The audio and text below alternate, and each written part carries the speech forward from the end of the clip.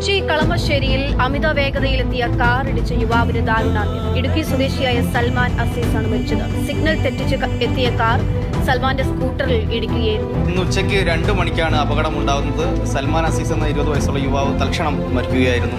എറണാകുളത്ത് നിന്ന് ആലുവ ഭാഗത്തേക്ക് പോവുകയായിരുന്ന വാഹനമാണ് അമിത വേഗതയിൽ സിഗ്നൽ തെറ്റിച്ചെത്തി ഈ ഒരു സ്കൂട്ടറിനെ ഇടിച്ചു തെറിപ്പിച്ചത്. HMD ഭാഗത്ത് നിന്ന് കളമശ്ശേരിയിലേക്ക് കടക്കുകയായിരുന്നു സ്കൂട്ടറിലെത്തിയ സൽമാനാണ് അപകടമുണ്ടായി മരണം സംഭവിച്ചത്. അമിത വേഗതയിലെത്തിയ കാർ സിഗ്നൽ തെറ്റിച്ച് ഇടിച്ചു തെറിപ്പിക്കുകയായിരുന്നു.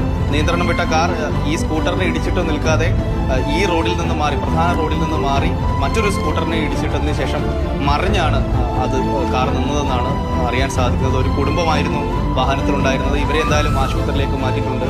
അപകടത്തിൽ ഇടുക്കി സ്വദേശിയായ 20 വയസ്സുള്ള സൽമാൻ അസീസാണ് മരണപ്പെട്ടത്. ബാക്കി കാറിലുണ്ടായിരുന്നവരും, ഇടിച്ചു തെറിപ്പിച്ച കാറിലുണ്ടായിരുന്നവർക്കും പരിക്കുണ്ട്. കാരണം അത് മറ്റൊരു വാഹനത്തിൽ ഇടിച്ച് മറിഞ്ഞാണ് നിന്നത്. അവരെ